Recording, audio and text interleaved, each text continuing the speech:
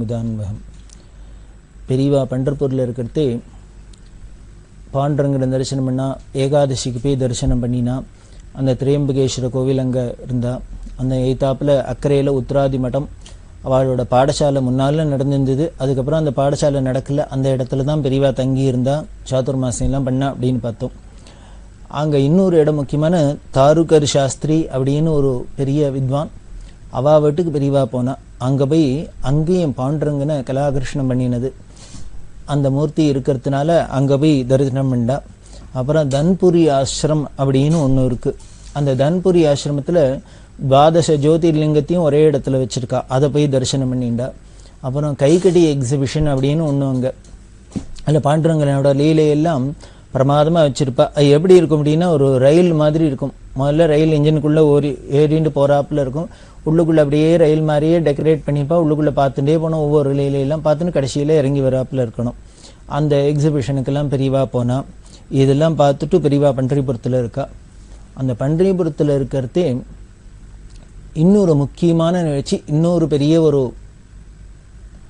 தர்மாத்மா புண்ணியாத்மா மகான், அவரை பற்றியும் நாம் அவசியம் தெரிஞ்சுக்கணும். திருவல்லிக்கேணி பெரியவா அப்படின்னு சொல்லுவா. ஆங்கிற அப்படிங்கிறது அவளுக்கு சொந்த ஊர். கல்யாண நம்ம பாகவதர் அப்படின்னு அவரோட இயற்பெயர். திருவல்லிக்கேணி பெரியவா திருவல்லிக்கேணி பெரியவா அப்படின்னு சொல்லுவா. பாகவதம் நாராயணியம் எல்லாம் பிரவச்சனத்தில் அப்படியே மூழ்கி இருந்தவர். அவரை பற்றி அவரோட பெருமை என்ன அப்படின்னா, அரசாங்கத்தில் போஸ்ட் ஆஃபீஸில் உத்தியோகத்தில் இருந்தார். ஆனால் அவருக்கு கல்யாணமாகி குழந்தை எல்லாம் இருந்தது. பர்சனல் லைஃப்பில் பல கஷ்டங்கள், குடும்ப சூழ்நிலையை பார்த்தா கஷ்டம்னா அப்படி ஒரு கஷ்டம்லாம் இருந்தது. அப்படி இருக்கிறதே என்ன பண்ணார், ஒரு நாளைக்கு பெரியவாள்கிட்ட அவர் தரிசனம் பண்ணுறதே 1969ஆம் வருஷத்தில் பெரியவாள்கிட்ட தரிசனம் பண்ணுறதே அவர் சொன்னார். எங்கள் அப்பா நாள் வரைக்கும் எல்லாரும் வைதீக ஆச்சார அனுஷ்டானத்தோடு தான் இந்த வேதாத்தியனம் பண்ணிட்டு ராமாயணம் பாகவதம் பாராயணம் பண்ணுறது. ஒரு இடத்துல ஒன்றும் காசு பணத்துக்காக இல்லை, எல்லாருக்கும் நல்ல விஷயம் சொல்லணுங்கிறதுக்காக பிரவச்சனம் பண்ணுறது, இப்படி இல்லாம தான் இருந்தது. அதுக்கப்புறம் என்னோட தலைமுறையில் தான் இந்த சிஸ்டமே மாறி போய் அந்த ஸ்வதர்மத்திலேருந்து விலகி ஆங்கில படிப்பு படித்து உத்தியோகத்துக்கு போகிறது அப்படின்னு ஆயிடுத்து. ஆனால் அதுக்கப்புறம் தான் இது மாதிரிலாம் கஷ்டம்லாம் வர ஆரம்பிச்சுடுத்தோம். நாங்கள் இப்படி எங்களோட ஸ்வதர்மத்தை விட்டு இன்னொரு ஆங்கில படிப்பு படித்து இப்படி உத்தியோகத்துக்கு போய் சம்பாதிக்கிறது அப்படி இப்படின்லாம் பண்ண ஆரம்பித்ததுக்கு அப்புறம் தான் போல இருக்குது என் லைஃப்பில் தான் இதெல்லாம் மாறித்து. அப்புறம் எனக்கு தான் இவ்வளோ கஷ்டங்கள்லாமும் வந்திருக்கு அப்படின்னு சொல்லி இது தீர்றதுக்கு பெரிய அனுகிரகம் பண்ணணும் அப்படின்னு பிரார்த்தனை பண்ணிட்டார். இதில் ஒரு வேடிக்கை பாருங்கோ, இவாளுக்கு இவ்வளவு கஷ்டம் இருக்குது, ஆனால் இந்த கஷ்டத்துக்கு என்ன காரணம்னு அவளே யூகிச்சு தெரிஞ்சுனுட்டா. நம்ம ஸ்வதர்மத்திலேருந்து பாரம்பரியமாக வந்த இந்த ஸ்வதர்மத்திலேருந்து நாம் விலகினது தான் இதுக்கெல்லாம் காரணம்னு அவளுக்கே தெரிஞ்சுடுத்தோம். அதனால் பெரியவாள்கிட்ட வரத்தை என்ன பண்ணேன்னு, இதுலேருந்து எப்படி மீள்றதுன்னு தெரியல, இதெல்லாம் தீர்றதுக்கு பெரியவா அனுகிரகம் பண்ணணும் அப்படின்னு. அப்போ பெரியவா என்ன பண்ணால், உன்னோட பூர்வீகர்கள்லாம் என்ன பண்ணியிருந்தாலும் மூதாதையர்கள்லாம் எப்படி இருந்தாலும் அதே தர்மத்தில் அதுதான் ஒரே வழி உபதேசம் பண்ண. உடனே என்ன பண்ணார், 69லேயே தன்னோட போஸ்ட் ஆஃபீஸ் உத்தியோகத்தை விட்டுட்டார். ரிசைன் பண்ணிவிட்டு வைதீக வாழ்க்கைக்கு திரும்பிட்டார். வாழ்க்கைக்கு திரும்பினா அப்புறம் இந்த பக்கம் திரும்பியே பார்க்கல, இந்த லௌகீக பக்கமே திரும்பி பார்க்காத அப்படி ஒரு வைராக்கியசீலராக இருந்தார். அதுக்கப்புறம் எப்போ பாரு பாகவத படனம் தான் படிக்கிறது, பாகவத்தை பாராயணம் பண்ணுறது, ராமாயணம் பாராயணம் பண்ணுறது, சுந்தரகாண்டம் பாராயணம் பண்ணுறது, நாராயணியம் பாராயணம் பண்ணுறது, இப்படி எல்லாம் பண்ணிட்டு அதுலேயே மூழ்கி இருந்தால் குடும்ப சூழ்நிலையில் இப்படி வேலையும் விட்டதுக்கு அப்புறம் இன்னும் கொஞ்சம் கஷ்டம்தான் ஜாஸ்தியாச்சு. இது உடனே நமக்கு தோணலாம், இதெல்லாம் தானே கஷ்டத்துக்கு காரணம், இப்போ அதை விட்டோடனே தர்ம வழிக்கு திரும்பினோடனே கஷ்டம் தீரணும்னு தானே தெரியணும். ஆனால் தீராத இன்னும் ஜாஸ்தி ஆச்சுன்னு சொன்னாக்க என்ன அர்த்தம் அப்படின்னா, பெரியவா பார்த்தேன்னா உபன்யாசத்தில் சொல்கிறா, நமக்கு ஏதாவது நல்லது நடந்ததுன்னா அது சுவாமி நமக்கு அவ்வியாஜ கருணையினால் பண்ணுறது, அவர் பரம கருணையினால் நமக்கு பண்ணுற அனுகிரகம். அதாவது நமக்கு ஏதாவது நல்லது நடந்ததுன்னா அது சுவாமி நமக்கு காரண காரியம் இல்லாத அவ்வியாஜ கருணையினால பண்ணுற அனுகிரகமாம். இதே நமக்கு ஏதாவது கெடுதல் வந்ததுன்னா என்னென்ன, சுவாமி வேணும்னே நமக்கு பண்ணுற அனுகிரகமா. பெரியவாளோட இன்டர்பிரிட்டேஷனை பாருங்க, நமக்கு நல்லது நடந்தாலும் சுவாமி அவரை நமக்கு எனாமா கொடுக்குற அனுகிரகமாம். இப்போ கெடுதல் ஏதான் இருந்தால் நமக்கு சிரமங்கள் வந்ததுனால் அது வேணும்னே பர்பஸாக சுவாமி நமக்கு பண்ணுற அனுகிரகமா. அப்படின்னா என்ன, நம்மளோட பிராரப்தத்தை கழிக்கிறாருன்னு அர்த்தம். பிராரப்தத்தை கழிக்கிறாருன்னு அர்த்தம். அதனால் அதை போல தான் இங்கேயும் என்ன ஆச்சுன்னா, அது பெரியவா ஏதோ உபன்யாசத்தில் சொன்னது வாஸ்தவங்கிறப்பில் இங்கே இந்த ஆங்கிற பெரிவா வாழ்க்கையில் இந்த உத்தியோகத்தை விட்டதுக்கு அப்புறம் குடும்ப கஷ்டங்கள் ஜாஸ்தியாக தான் இருந்தது. இருந்தாலும் அதுக்காக அவர் என்ன பண்ணார், வேற ஒன்றும் பண்ணல. பக்கத்தில் ஒரு இடத்துல வாடகைக்கு எடுத்துன்னு அந்த இடத்துல போய் இருந்து தனியாக இருந்துண்டு 24 மணி நேரம் பாகவத பாராயணம், நாராயணிய பாராயணம், ராமாயண பாராயணம் அப்படின்னு அதுலேயே மூழ்கிட்டார். இப்படி இதில் மூழ்கினத்தினாலேயே மற்றதெல்லாம் மறந்து போயிடும். நிம்மதி அடைந்தேன், உலகம் மறந்தேன், ஆனந்தம் நான் அடைந்தேன், மீரா மாதா சொல்றாளே. அது மாதிரி இந்த உலகம் மறந்துடுத்தினாலே அவ்வளோதான், நிம்மதி தான், ஆனந்தம் தான். அது எப்போன்னர் சத்குரு பாதுகை குஞ்சலம் என்மேல் பட்டபோது தானே நிம்மதி அடைந்தேன், உலகம் மறந்தேன், ஆனந்தம் நான் அடைந்தேன் அப்படிங்க. அந்த குருவோட பாதுகையில் இருக்கிற இந்த தூளி பட்டுதுனாலே நமக்கு இப்படி ஒரு ஆனந்தம் கிடைச்சிருந்தது. அது இங்கே வாஸ்தவத்தில் அப்படி தான் இருந்தது. அப்படி குடும்ப வாழ்க்கையில் இருந்தவர் வருஷா வருஷம் என்ன பண்ணுவார் அப்படின்னு பெரியவா உத்தரவு பண்ணி கோகுலாஷ்டமி சமயத்தில் பாகவத சப்தாகம் பெரியவா எங்கே இருக்காளோ பெரியவா சன்னதியில் போய் பண்ணுவார். இது பல வருஷங்கள் பண்ணியிருக்கா. பெரியவா எந்த ஊரில் எந்த கேம்பில் இருந்தாலும் ஒரு வாரம் முன்னாலேயே போய் அங்கே மூல பாராயணத்தோடு ஆரம்பித்து பிரவச்சனத்தோடு ஆரம்பித்து பாகவத சப்தாகம் பண்ணுறதுன்னு இது பெரியவா உத்தரவு பண்ணதுனால அப்படியே பண்ணியிருந்தா. அதில் வேடிக்கை என்னென்னா, இதில் நடுப்புற இந்த சப்தாகத்துக்கு நடுப்புற அவளோட தாயாரோட சாத்தமும் வந்துடும். சாத்தம் வந்துடும்னாக்க எப்படி பண்ணுறது, இவாளோ மடத்தில் பெரியவா இருக்கிற இடத்துல போய் பண்ணு. பெரியவா என்ன பண்ணிட்டா, சாத்தத்தையும் இங்கேயே பண்ணுறதுக்கு ஏற்பாடு பண்ணு. அவரோட பிரவச்சனம் முக்கியம், அவரோட பாகவத சப்தாகம் முக்கியம். அதனால் அவருக்கு மாத்திரை சாத்தம் வந்துன்னா அந்த சாத்தத்தையும் இங்கேயே பண்ணிட்டு அதுக்கு உண்டான சௌரியெல்லாம் பண்ணி தரணும். அப்படியே இருந்தது. இதில் ஒரு அதிர்ஷ்டத்தை பாருங்க, அந்த தாயார் எப்பேற்பட்ட தாயாராக இருக்கணும். இப்பேற்பட்ட மகான குழந்தையா பெற்றா. இந்த தாயாரை பற்றி பெரியவா சொல்கிறதே சொல்கிறா. ஜானகிராமன் அப்படின்னு அந்த ஆங்கிற பெரியவாள்கிட்ட கைங்கரம் பண்ணிதார். அவர்கிட்ட பேசிட்டு இருக்கிறதே பெரியவா சொன்னது. குந்தி தேவி கிருஷ்ணன்ட்ட வேண்டிண்டா எப்பொழுதும் எங்களுக்கு கஷ்டத்தையே கொடுக்கணும், ஏன்னா அப்பதான் எப்பொழுதும் உன்னை நினைச்சுட்டே இருப்போம், உன் தியானமாவே இருப்போம், நீனு எங்களுக்கு எப்பொழுதும் துணையாவே இருப்ப, அதனால எப்பொழுதும் கஷ்டத்தை கொடுன்னு வேண்டினான்னு கேள்விப்படுறோம். அதே மாதிரிதான் இந்த ஆங்கிர பாகவதரோட அம்மாவும் வேண்டின்னு இருப்ப போல இருக்கு. அதனாலதான் அவர் குடும்பத்துல அவ்வளவு கஷ்டம் வருது.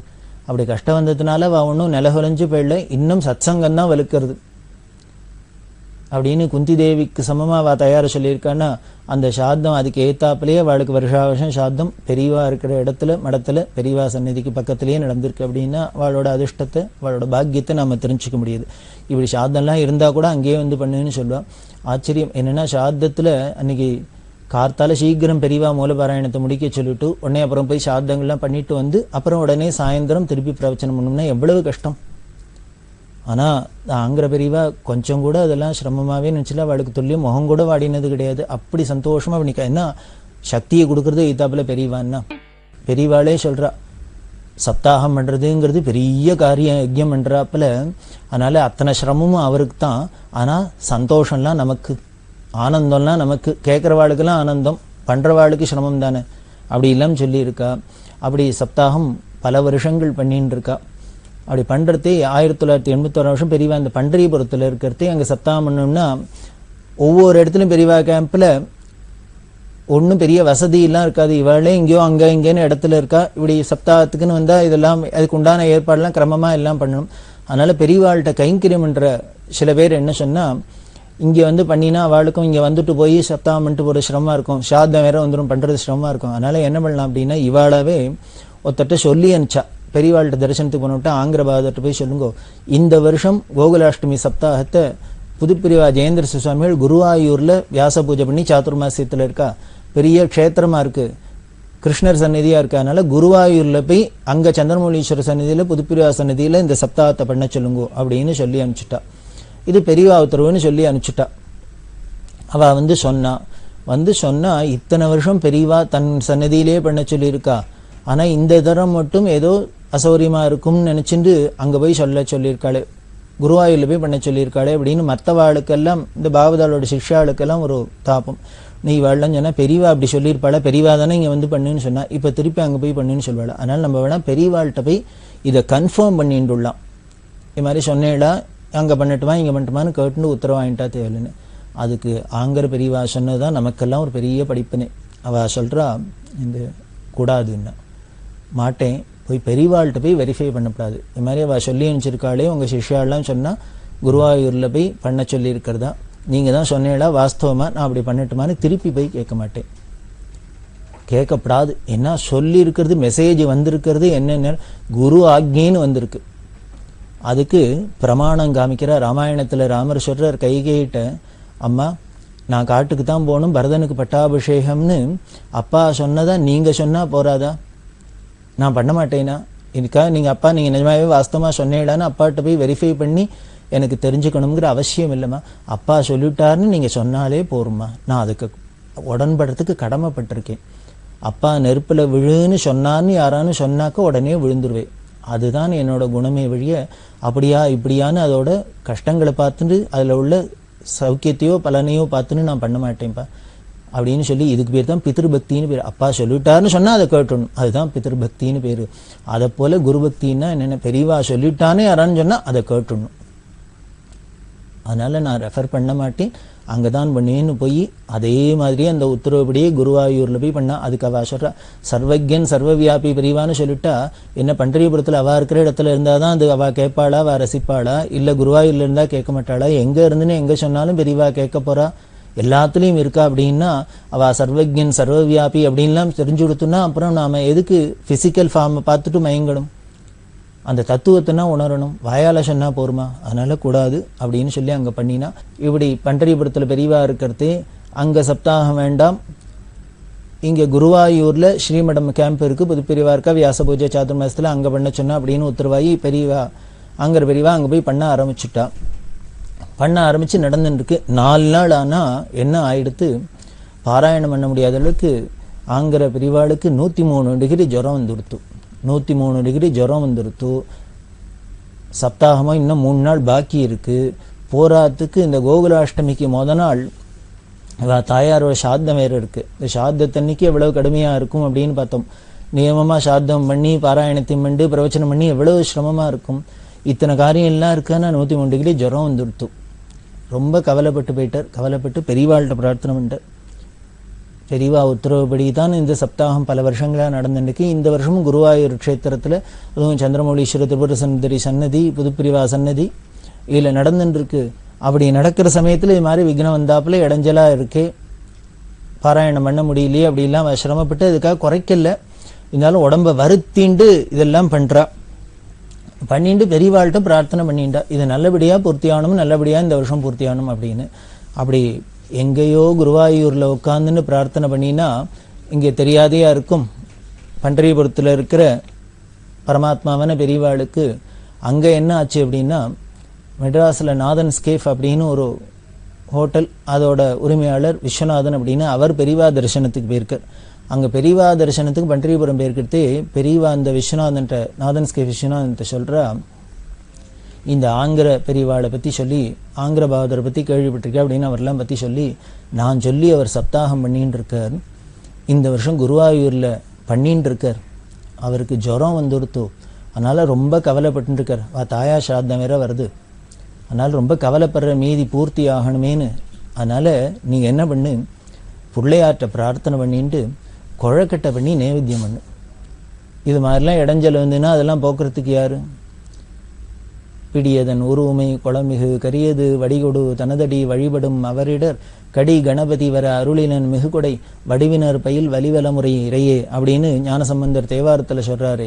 பரமேஸ்வரன் எதுக்கு ஒரு பிள்ளையை பெற்று வச்சுட்டான்னார், கணபதின்னு விக்னேஸ்வரன் தன்னோட தனக்கு தங்கிட்ட வழிபடுற பக்தாளுக்கெல்லாம் வர இடைஞ்செல்லாம் போக்கணுங்கிறதுக்காக இப்படி ஒரு குழந்தை பெற்று வச்சிருக்கார் அப்படின்னு சொல்றா இல்லையா. அப்பேற்பட்ட விக்னங்களை போக்கக்கூடிய இந்த மகாகணபதியை பிரார்த்தனை பண்ணி இந்த சப்தாகம் நல்லபடியா பூர்த்தி ஆகணும்னு நீ குழக்கட்டை நைவேத்தியம் பண்ணு, அவருக்கு பிடிச்ச மோதகத்தை நைவேத்தியம் பண்ணு அப்படின்னு சொன்னா.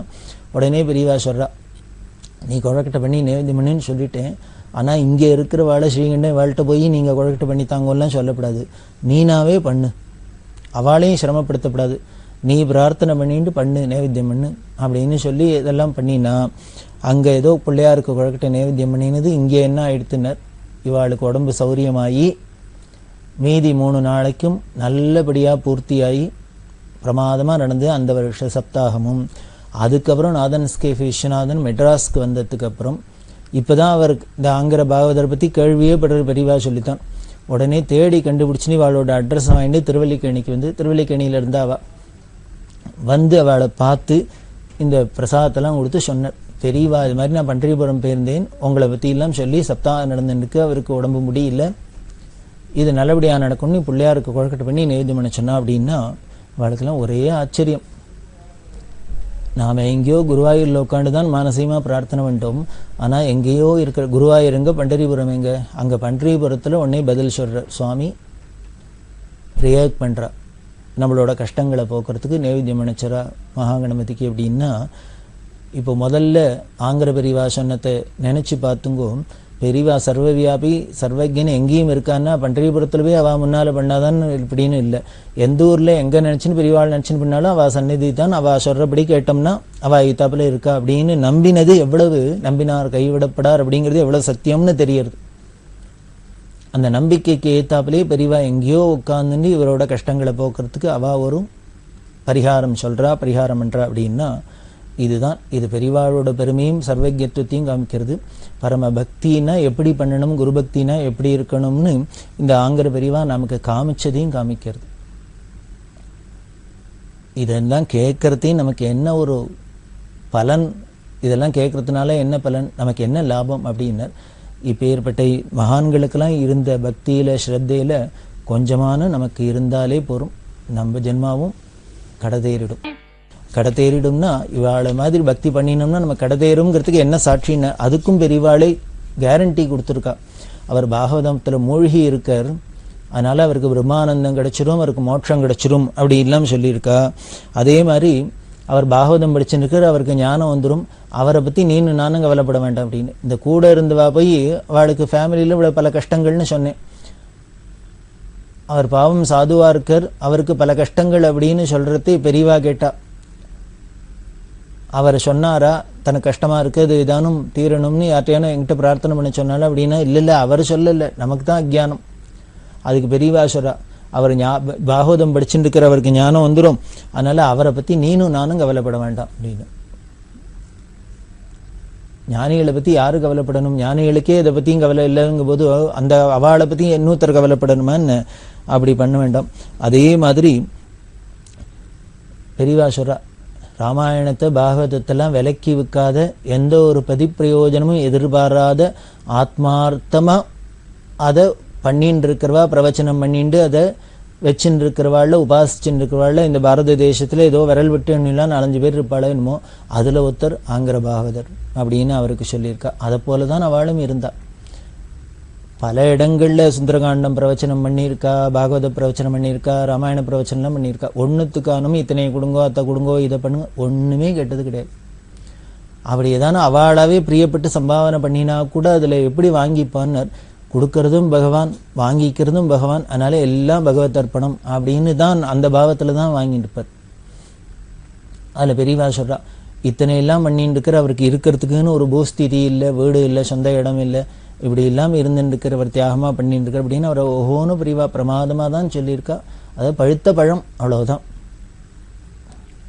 அப்படி பிரியம் பெரியவா வச்சிருந்தா அப்படின்னா அவர் எவ்வளவு அந்த தூய்மையான வாழ்க்கை வாழ்ந்திருக்கணும், தர்மீக வழியில் இருந்திருக்கணும். பெரியவாளோட பிரியத்தை அடையிறதுக்கு, பெரியவா அனுகிரகத்தை அடையிறதுக்கு ஒரே வழி, அவ சொன்ன வழியில் அந்த தர்ம வழியில் நாம் இருந்தோம்னா, அப்பழுக்கு இல்லாத ஒழுகினோம்னா நின்னோம்னா அவளோட அனுகிரகத்தை பிரியத்தை நாம் தானாகவே நிறையா சம்பாதிச்சுன்னுலாம். அதேமாரி அவளோட பிரவச்சனத்தையும் பாராயணத்தையும் பற்றி சொல்கிறதே, பாராயணம் மதுரம், பிரவச்சனம் மதுரதரம் அப்படின்னு. அதாவது பாராயணம் மதுரம் அப்படின்னா ஸ்வீட்டாம், அதில் இருக்கிறதுலேயே இன்னும் ஸ்வீட்டு பிரவச்சனம் அப்படின்னு. இந்த பாராயணம் பிரவச்சனத்தை முதற்கொண்டு பெரியவா உன்னிப்பாக உட்காந்துன்னு கேட்டுருப்பா. ஒவ்வொரு வருஷமும் முழுக்க மூலபாராயணம் பண்ணுறதையும் கேட்பா, பிரவச்சனத்தும் போதும் கேட்பா. இப்படி பிரவச்சனம் கேட்டுன்னு இருக்கா. ஒரு தரம் பெரியவாளை தரிசனத்துக்கு வரவாள்லாம் இருப்பாள், அவள் ஏதோ சத்தங்கத்தம் போட்டுட்டு ஒரே மக்களமாக இருந்திருக்கு. உடனே பெரியவா சொல்கிறா, ஏதோ கொஞ்ச நேரம் நல்ல பொழுதாக போகட்டும், ஒரு நல்லவர் ஏதோ நல்ல விஷயம் சொல்கிறாரு, அதை கேட்கலான்னு நான் ஆசைப்பட்டு பாகவதம் கேட்கணும்னு உட்காந்துருக்கேன். இவெல்லாம் இப்படி ஏதோ சத்தம் போட்டு ஏதோ பண்ணுறாளே அப்படின்னு சொல்ல எல்லாரும் கப்சிப்புன்னு அடங்கிட்டா. இதுலேயும் தெரியறது பெரியவா அதில் எவ்வளவு மனசு லயிச்சு இருந்தது, ஊறி இருந்தது அப்படின்னு தெரியுது. அப்படிதான் இந்த பிரவச்சனத்தை பண்ணிந்தார். இவரோட வாழ்க்கையே இப்படி ஒரு பெரிய மற்றவாளுக்கு வழிகாட்டியாக இருக்கிறாப்புல தான் இருந்தது. அதே மாதிரி இன்னொன்று அந்த ஆங்கர பெரிவாளோட பாகவதத்தை பற்றி பெரியவா சொல்றது என்னென்ன, இவரோட பிரவச்சனம் எல்லாமே ஆச்சாரியாளோட சம்பிரதாயத்தை ஒட்டி பரம அத்வைதமாக இருக்குது. அதனால் அந்த சத்தியத்தில் எப்படி சொல்கிறாருன்னு கர்மா பக்தி ஞானம் அப்படின்னு மூணையும் எடுத்து சொன்னது தானே பகவத்பாதாளோட பெருமை. பெரிவாளுக்கு மகாபெரிவாளுக்கு என்ன பெருமை அப்படின்னர், இந்த மூணையும் சமமாக சொன்னது தான். இதில் இது வசதி, இது போரும், அது வேண்டாம், இது வேண்டாம் அப்படிலாம் சொல்லவே இல்லை. கர்மா பக்தி ஞானம்ங்கிற மூணும் இருந்தால்தான் நமக்கு ஞானம் ஏற்படும், சித்தசுத்தி ஏற்படும், மோட்சம் கிடைக்கும். அப்படிங்கிறதுல இதான் பரம தாத்பரியம், வேதத்தோட தாத்பரியம். அதைத்தான் பகவத்பாதாலும் சொன்னார். அதை அனுசரித்து தான் இவர் பண்ணுறார் அப்படிங்கிற. அதே மாதிரி இந்த பாகதம் பண்ணிட்டு இருக்கிறதுனால இந்த அனுகிரகத்தினாலே அவருக்கு என்ன ஜென்மாக்கு லாபம் கிடைக்கணுமோ கிடைச்சிடும் அப்படி இல்லாமல் சொல்கிறா. இந்த ஜெயராமன் அப்படின்னு சொன்னேன், விஜயர் அப்படின்னு, ஜானகிராமன் மாமா அப்படின்னு. அந்த விஜயார்ட்ட ஒரு நாளைக்கு பெரியவா சொல்றா, இவர் அவருக்கு கூடவே இருந்து திருவள்ளிக்கேணியில் இந்த கைங்கரியம் இருந்தாருனால நீ சுபாஸ்ரயம் உனக்கு பிடிச்சாலும் புளியங்கொம்பா பிடிச்சுன்னு இருக்க அப்படின்னு. தினம் அவரோட பாகவதம்லாம் கேட்குறாப்புல இருக்கு, புளியங்கொம்பா பிடிச்சுன்னு இருக்க நீ அப்படின்லாம் அவர்கிட்ட கூட இருந்தவாளுக்கெல்லாமே இவ்வளவு பெருமை பெருவா சொல்கிறா அப்படின்னா அந்த பாகவதரோட பெருமை நமக்கு தெரிஞ்சுக்கலாம். அப்படிதான் இந்த பண்டரிபுரத்தில் இருக்கிறதே அந்த வருஷம் சாதுர்மாசியத்தில் கோகுலாஷ்டமி சமயத்தில் இப்படி நடந்தது அப்படின்னு ஞாபகம் வந்தது. இந்த பண்டரிபுரம் அப்படின்னொன்னே இந்த ஆங்கர பெரிவாளும் ஞாபகம் வந்தது. அப்படி ஒரு புண்ணியாத்மா இந்த ஆங்கர பெரிவா. அவள் அப்புறம் கடைசி காலத்தில் சன்னியாசாசிரமம் வாங்கிட்டு அந்த ஆசிரமத்துக்கு உண்டான நெறிப்படி இருந்து அப்படியே இந்த பாகவத்திலே ஊறி இருந்து அப்புறம் திருச்சிக்கு பக்கத்தில் பழூர்னு இருக்குது. அந்த பழூரில் அவள் சித்தியாகி அவளோட அதிஷ்டானம் இருக்குது. எப்பொழுதும் வருஷா வருஷம் ஆராதனையில் சுந்தர்குமார் முதலான பக்தர்கள்லாம் போய் அங்கே பாகவத சப்தாக பாராயணம் எல்லாம் பண்ணி அந்த ஆராதனையில் பிரமாதமாக அவளுக்கு அஞ்சலி செலுத்தின்னு வரா. இது நமக்கு பெரியவாளை கதையை கேட்குறதே உபாக்கியானம் அப்படின்பா. பெரியவா பெரிய பரமாத்மா வஸ்து, அது பரமேஸ்வரன் அப்படின்னு தெரியும். அந்த பரமாத்மாவோடு சேர்ந்து எப்படி எல்லாம் எப்பேற்பட்ட மகான்கள்லாம் இருக்கான்னு உபாக்கியான மாதிரி இதெல்லாம் நம்ம தெரிஞ்சுக்கிறது அவசியம் அப்படிங்கிறது. இதெல்லாம் பண்ணிட்டாலே பெரியவாளோட சரித்திரம் நமக்கு பூர்ணமாக பலிதமாகிறது அப்படின்னு தெரியுது. அப்படி இருக்கிற பெரியவா 162 நாள் பண்டரிபுரத்தில் இருந்தால். அந்த பண்டரிபுரத்தில் 162 நாள் இருந்துட்டு அங்கேருந்து தன்னோட யாத்திரையை கிளம்பி தொடர்ந்து வரப்போகிறா. அதை நாம் தொடர்ந்து பார்க்குறோம்.